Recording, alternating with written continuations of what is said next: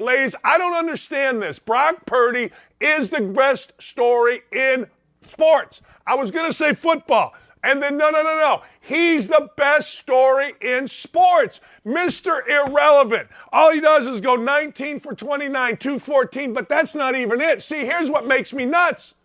This makes me crazy. Nobody's giving him any credit. All I hear about is, well, they got a great defense, and he's a quarterback-friendly offense by Shanahan, and that's crap. Brock Purdy, if you watch the game, do people watch the game? Do media folks actually watch the game? I don't think that they do. I swear to God, because every third down when they needed it, Brock Purdy, whoop, whoop, whoop. What did he do? He put it right there. That's right. Brock Purdy put the ball on the numbers, mostly to George Kittle. But it's the best story in football. We get so wrapped up with this. Well, Deshaun Watson's making $230 million. You know what I saw when I turned my TV on today? When I turned my TV on, the first thing that I saw was Lamar Jackson, $133 million. Guess what?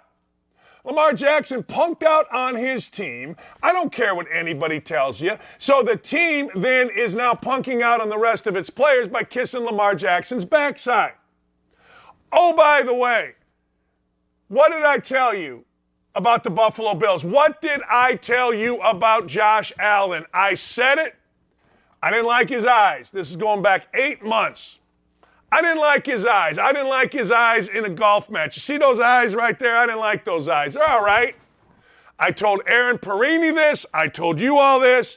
Eyes matter to coaches. Eyes do not matter to media. I remember telling some guy named Ryan Russillo about a man named Crispus Porzingis when I said on Russillo's show on ESPN, whoever drafts Crispus Porzingis is not going to get out of the lottery. And guess what? The New York Knicks drafted him. Number 2, didn't get out of the lottery. I told you I didn't like Josh Allen's eyes. They looked like they were kind of little brotherish. What I'm doing here is I'm pushing up. See, I'm pushing up. Trying to get to Big Brother. They look little brotherish. Next thing you know, he's out of the playoffs. He didn't play bad. Not necessarily his fault. What did he do? He ran into Joe Burrow. He ran into Joe Burrow, America's coolest and possibly best quarterback. You know what else he ran into? 250 yards rushing. You know what else he ran into? Our friend, Teddy Karras Jr. Teddy Karras Jr. is the center for the Cincinnati Bengals. Cincinnati Bengals just, I am using this ironically, snowplowed the Buffalo Bills in the snow. Now that was a fun game. I have a theory. They should outlaw every dome stadium. Every game should be played like that. Every game should be played in the snow. Aaron Perini, second time I've mentioned her in the first 3 minutes, absolutely right. It was romantic. It was cozy. Glass of wine, watching a football game in the snow, people having a blast, and Joe Burrow and the running attack. Joe Burrow and the running attack, the offensive line of the Cincinnati Bengals got it done. Now let me ask you a question. Joe Burrow is considered Joe Cool because Joe Burrow tells you what he's going to do. Very matter of fact. What's the window, Joe, for you guys to win a championship as long as I'm playing? Woo, strong. But why isn't Brock Purdy a bigger story?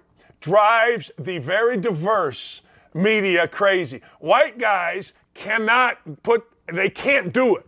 See, white media can't do it. They can't make, if I make Brock Purdy great, then I don't know what's going to happen. Somebody may say I'm being racist. And, of course, the African-American media, they don't want nothing to do with Brock Purdy. They want to talk about Deshaun Watson and his money, Lamar Jackson. That's exactly what it is.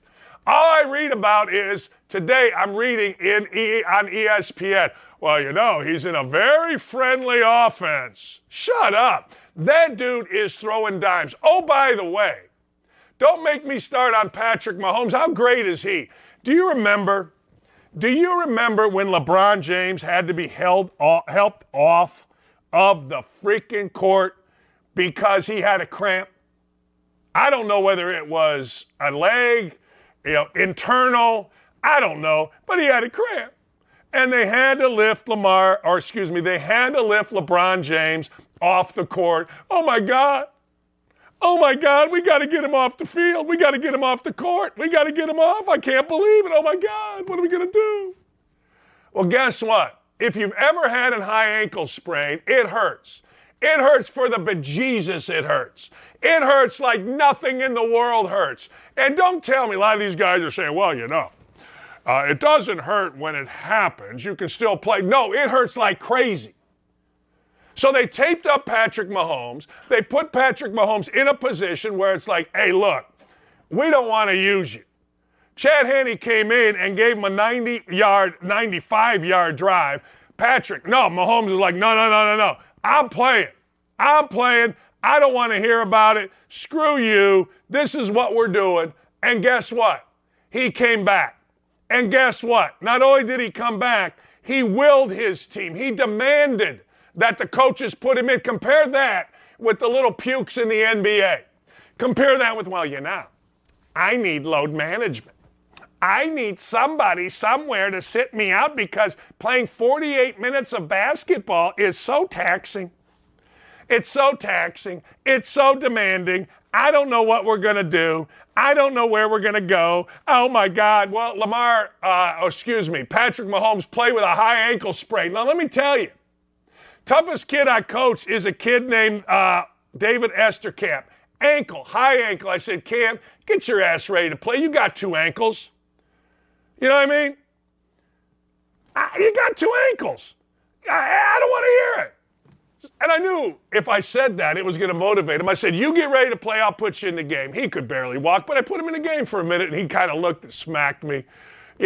That's what guys do. I can hear you guys now saying, oh, my God, you put a player at risk. No, I didn't. Shut up. Oh, my God, I can't believe. I saw one guy say, oh, my God, Patrick Mahomes, that's your franchise. You got to play him. No, you got to sit him. Oh, you're risking his future. Shut up. That's weenie blank, millennial blank, NBA blank thinking.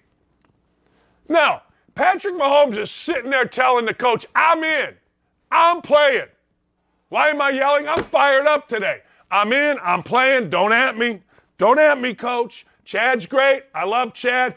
Do you know who was drafted right behind Chad Henne? Brian Brom, who's like in his 10th year as a college head coach. It's a great story. But I'm all in on Patrick Mahomes. Patrick Mahomes a stud. Patrick Mahomes an absolute freaking stud. Hi, LeBron. Do you have, LeBron, do you have a cramp? Is it an ankle, is it a foot cramp? Is it a calf cramp? Is it a thigh cramp? Is it a back cramp? Is it a shoulder cramp? I'm giving you all the cramps. I didn't give menstrual. Don't get mad at me. I did not say menstrual. You all did. I did not. But apparently, if you listen to our society, men can have menstrual cramps if you look the idiots. But LeBron had a cramp. He had to be carried off. Well, guess what? Patrick Mahomes had a high ankle sprain in a sport where you use your legs, and he didn't need nothing. He didn't need jack squat. He didn't need nothing. He just kept balling it. Oh, by the way, anybody seen anybody that can, and show that picture of LeBron when you get it. Doesn't matter what I'm talking. There he is. Oh, he got a cramp. Oh, my God. Look at Juwan Howard. Oh, we got to help my brother out. Yeah, here he's up. Oh, I got a cramp. Patrick Mahomes is playing with like Torador shooting himself up, and these guys got cramps. I got 2 words for you. My backside. I got cramps. Ooh, I got cramps. It hurts. Anybody better than the Eagles? 16 of 24, 188, doesn't matter. 3 total touchdowns. Look what the Eagles did to the Giants. Now all of a sudden, Brian Daboll is just another guy, and he is. Daniel Jones, I feel bad for you, son. 15 of 27, 135 yards, very pedestrian. And all of a sudden now Saquon Barkley's great. Saquon Barkley's fine. Saquon Barkley's good. Only the Colts would pay extra for Saquon Barkley. Only the Colts. Because the Colts will pay for guys that don't matter. Running backs don't matter. I'm sorry, they don't. I heard somebody today say, well, running game and defense travels. Oh, that idiot Herm Edwards. Well, okay, Herm Edwards. Whatever you say, Slick. Man, oh man, I don't know about you, but the coach of the last 3 years is Kyle Shanahan. Hey, give me Garoppolo, give me Purdy. They just keep going and going and going, this crew does with Shanahan. If you want to get a job as a head coach in the NFL or a general manager, you better be sprinting to either Kyle Shanahan's staff or Sean McVay's staff. You are touched by God, essentially, if you are touched by one of those guys, and they give you the power and bless you and say that you can work on this staff. Rand Carthon now with the Titans as general manager, worked in the front office with the 49ers. And when that hire is made, and now getting to know Rand Carthon a little bit more and hearing from him, I really like the guy and like the hire. But when you just tell me, oh, he studied under Shanahan and Lynch and that 49ers organization, Dan, that's good enough for me right now. Once I hear that, that's a huge resume boost. If you've got someone who's worked with that organization, it's a model organization right now, the 49ers. Shanahan is the model. Sean McVay is the model for young, successful head coach in the NFL. And what I love about the 49ers is these two championship games we're getting ready to have. In one, you've got Burrow versus Mahomes. In the other one, you've got Brock Purdy versus Jalen Hurts. And it's the 49ers that seemingly they are star quarterback proof. They don't need a dominant quarterback to make it to conference championship games, to compete for Super Bowls. Jimmy Garoppolo played in a Super Bowl. I'm here to tell you Jimmy Garoppolo is not that talented or that good.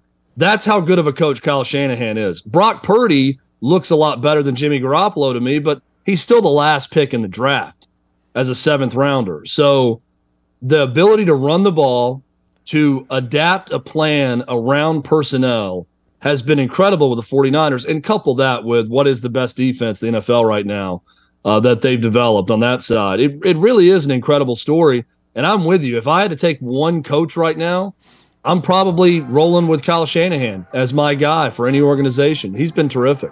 Hey, thanks for watching Don't At Me with me, Dan Dakich. Make sure to like, subscribe, or click the notification bell for more of my beautiful face. Check out my full show to my right, or watch this other video. See ya.